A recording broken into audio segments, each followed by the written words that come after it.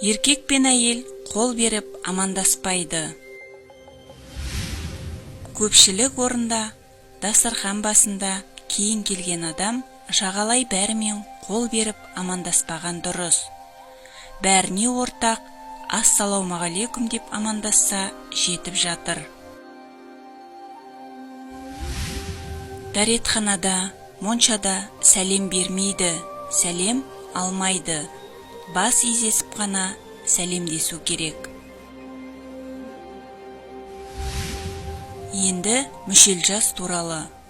Адам 24-ке, 36-ға, 48-ге, 60-қа, 72-ге толып, бір күн асқанда мүшелге кірген болып табылады. 25-ге, 37-ге, 49-ға, 61-ге, 73-ке толған күні мүшелден шығады.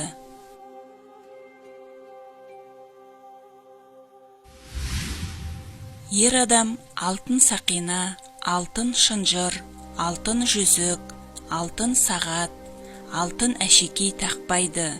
Пайғамбарымыз алтын мен жібекті ер адамға харам еткен.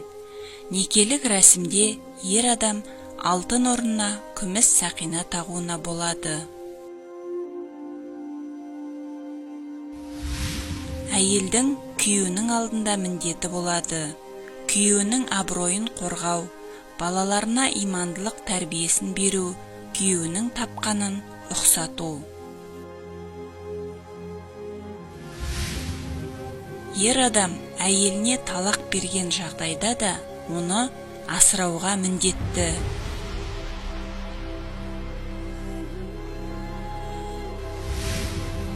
Шалбарды отырып киеді, суды түрегеп тұрмай отырып ішеді.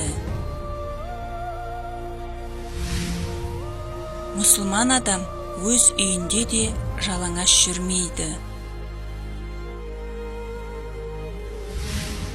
Садақа бергенде мұсылманға оң қолмен, ал басқаларға сол қолмен береді. Берген садақаны ешкімге сөз етпейді. Жария етілсе, сауабы жойылып кетеді. Еркекте әкесінің елі өз жұрты, шешесінің елі нағашы жұрты, келіншегінің елі қайын жұрт болады. Үш жұртының ішінде нағашы жұрт үлкен жұрт болғандықтан құрметпен қараған және тойда бірінші нағашыға сөз берген. Ал әйелде әкесінің елі төркін жұрты, анасының елі нағашы жұрты, күйеуінің елі өз жұрты болады. Әйел адамнан елін, руын сұрағанда бірінші күйеуінің елін айту міндетті.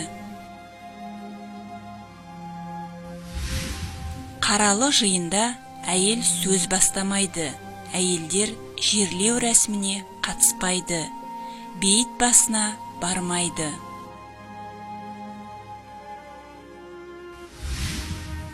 Абыз сөзі мұсылманша хафиз сөзінен шыққан. Құранды жатқа білетін адамды қари, жатқа біліп қана қоймай, оны тәпсірлейтін, түсініктеме бере алатын адамды хафиз, абыз дейді. Абайдың өзін ешкім абыз деген емес, абайды хакім, оқымысты дейміз. Өзіміз біліп көпшілікке тарата жүрейік.